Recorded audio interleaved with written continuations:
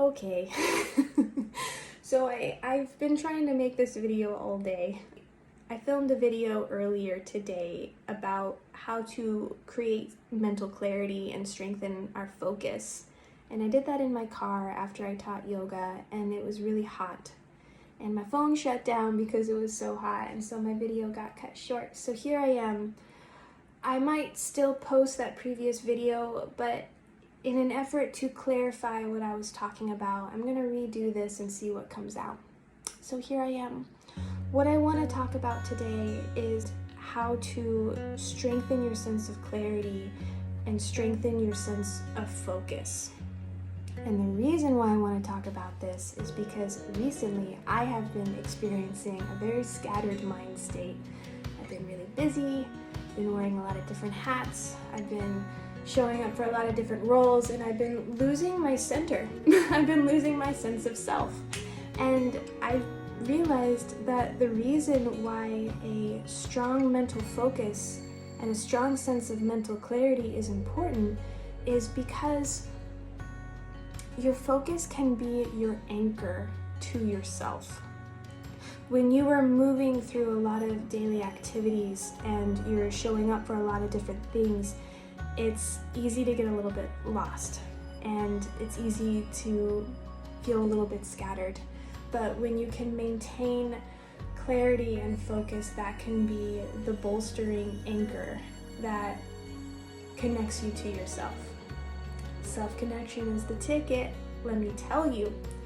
So without further ado, I want to give you a list of some things, some tips, exercises, and practices that I do in my life to help strengthen my clarity and my focus so I can feel a little bit more bolstered as I'm moving through life. Tip number 1 is meditate. Meditation is the station we should arrive at. Let me tell you what, meditation is so important. It has so many benefits. It's also quite difficult because it is difficult to sit with yourself in silence. Things come up, your mind wanders, you wonder if you're doing it right, you feel a little bit restless, you wonder if it's a worthy way to spend your time. It is, I promise you. If there is something you want to do to better the world, it's meditate. Meditation is clarity inducing, and it connects you with yourself on a deeper level. And when you can move out into the world with a clear mind, you're doing good things to the world. Let me tell you, I am telling you. So here's what you do when you meditate. Sit down, find a comfortable seat. Take a big deep breath. Notice the inflow, feel the exflow. Notice the inhale and feel the exhale. It's been a day. Bear with me. I'm here and I'm trying. So sit down, breathe, take a breath, choose a point of focus, and then resolve that you're going to keep that focus. Now here's what happens. You lose your focus. Your mind wanders. You start thinking of other things. Now, this is the goal of the practice. When your mind wanders, make the choice to return your attention to your chosen point of focus. That's the goal. That is the moment where you lift that metaphorical weight, because meditation is weightlifting for the mind. It's strengthening your focus. And every time you choose your focus and willingly draw your attention back to your focus, you are making your focus stronger. Okay, so I recommend meditating every day, but in order to make this a consistent and accessible practice on a daily basis, decrease the amount of time that you meditate. I know we all have busy lives, so I really recommend just 2 minutes. I do this thing called miniature meditations, and I don't care what is going on in my day, I can usually carve out 2 minutes to set my timer, close my eyes, and just breathe, choose a focus, and watch what my mind does, and then pull my focus back. Weightlifting for the mind, exercise for the mind, it's so good. I also have days in which sitting for even just 2 minutes sounds kind of awful. So that's why I do what's called a micro-medi. a micro meditation. And that is when I take one moment to tune in. It could be when I'm pouring a glass of water into a cup and I just tune in to watching the water pour into the vessel. It could be me just glancing outside and watching the breeze move through the trees for just a moment, and I just take a breath of air. So these micro medis as you move through your day, and you can just remember to tune into the sensation in your body and what's right in front of you. Take a deep breath and just be with that for a moment. Just pause for a moment. That's all it takes. Those pauses are just profoundly transformative. They don't seem like much in the moment, but they add up. So that's my first tip is meditation. Do it daily. Keep it easy, short, and small with either mini medis or micro medis. My second tip is breath work, and there's many different types of breathing exercises that you can look up online. One thing I would recommend to do on a daily basis is one big belly breath. Just take a deep, big inhale, put your hand on your belly and feel your belly expand as you breathe in. And hold it at the top for just a beat, and then as you exhale, just sigh it out. And just imagine yourself releasing something or letting something go as you exhale. Okay, so do that on a daily basis and attach that deep, big belly breath to an activity that you already do on a daily basis. Maybe take one big, deep belly breath in the morning, first thing when you wake up, or when you're brewing coffee, or when you get into your car right before you turn on the ignition. Take one big deep breath. That's another anchor that will connect you to yourself momentarily and give you a glimpse of clarity. And let me tell you, these glimpses add up, I promise. Every moment counts. Every breath, every micro meditation counts. Now, the next thing I want to bring up is that whenever I'm feeling scattered, it's for me personally, it's usually because there's something inside that I don't really want to face. I could be harboring a sense of sadness or a truth that needs to be seen and spoken that I don't really want to delve into in the moment. So when there is something uncomfortable within my inner landscape that I'm not wanting to take a look at, I will use tools in my outer world as distractions to keep me from going there. I'll get extra busy, or I'll get hyper focused on the things that I need to do, or I'll scroll social media, or I'll just do whatever I can to distract myself from going inside. So if you are wanting clarity, and if you want to strengthen your focus, the most straightforward way to find clarity is to have an emotional release. Cry. Yeah. Cry. You gotta cry. If you're feeling scattered in the mind, it's because something's going on in here and you need to let it out and you need to cry. If you're feeling scattered, it's because you're in pain and you're not wanting to address the pain because the pain is quite simply inconvenient because you got life to do. Who can deal with their pain when they've got bills to pay, you know? So I get it. I get why we're not willing to take a look at our pain, but it's important because we will find a way to we will constantly be looking for ways to distract ourselves from the pain we don't want to face, and that will move us further away from clarity. Now, this leads me into my next tip for developing clarity. That these two are intertwined, and that is exercise. Physical movement has a lovely way of creating clarity because the emotional body and the physical body are so closely linked.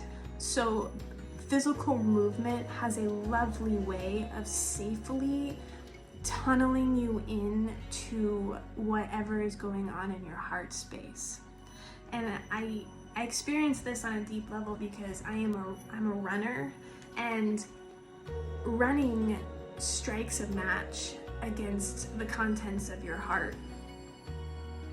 whether whether it's a good run or a bad run or an uncomfortable run kind of depends on actually what's going on in my life and what I'm not facing or what I'm not willing to face in my life. Like if there's something going on inside of my inner landscape that I'm not wanting to face, and if I go on a 10-mile run, you can bet that's going to be squeezed out of me. Oh my goodness. So you don't need to go run 10 miles to have an emotional release. You can take a walk around your neighborhood or run through a gentle sequence of Surya Namaskar or sun salutations, or move in a way that's comfortable for you.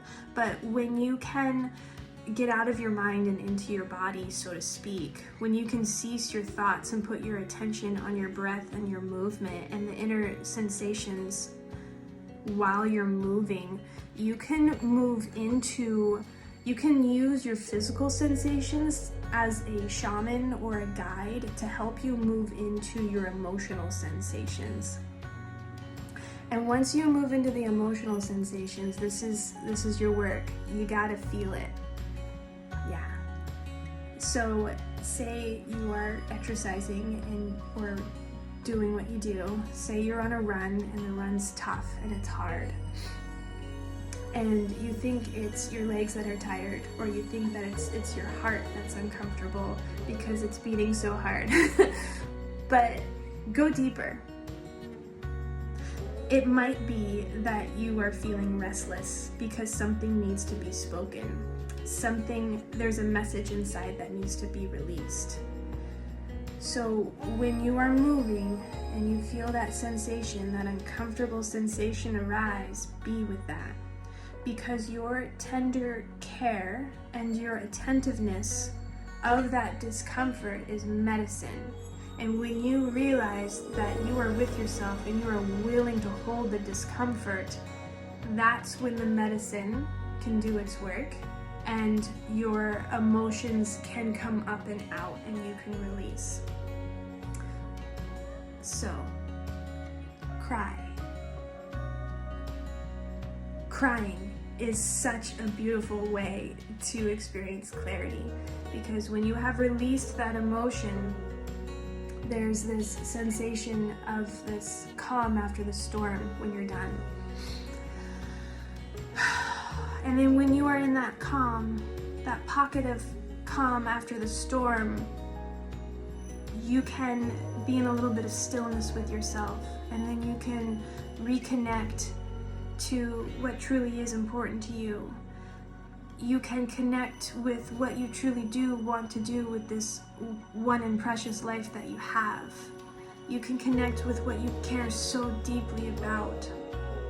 If there's something in your inner landscape that was wanting to be seen, and if it was just uncomfortable and scary to let it out, and then you let it out, and I think what it was, it's usually a messenger coming to tell you what you care deeply about. That discomfort, disguised as restlessness in your heart, is a messenger.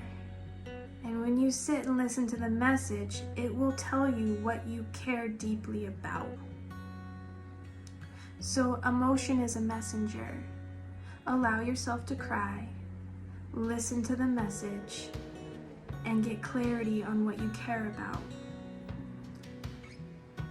So get clarity on what you care about, and also get clarity on who you want to be. How do you want to show up? What you do is not so important. It's how you show up. What's the manner in which you enter into the task in this moment? What do you want to enter this moment with? Courage, patience, forgiveness, humility? You choose. So after you have meditated, you've breathed, you've exercised, maybe had an emotional release, listen to the message of what you truly care about, that's when you can set an intention. Once you know what you care about, you can attribute a power word to your intention or what you care about. One word that you want to carry with you as you move through your day. Write it down. What is it? Do you want passion in your life? Do you want inspiration? Do you want more focus? Do you want more compassion? Do you want understanding? What do you want? What do you want to move through life with? What do you want as your ally? And that power word you choose will be your ally. And write it down anywhere you can, in your house. Write it on a sticky note and place it on your computer or in your car, wherever you can be reminded of who you want to be. Yeah. So meditate, breathe, exercise, cry, release. Get clear on what's truly important to you. Get clear on who you want to be. Attribute a power word that resonates with that, so you can always be reminded of how you want to show up and who you want to be in life. And also remember that life is cyclical and we're constantly moving through seasons and things are constantly changing. So who you want to be will probably change and your intention will probably change. The important thing is constantly, daily, moving into a practice that helps you connect with yourself. Meditation, breath, and movement are wonderful practices that help me, and I hope they help you too. And I think that's what I wanted to say. Okay, bye-bye.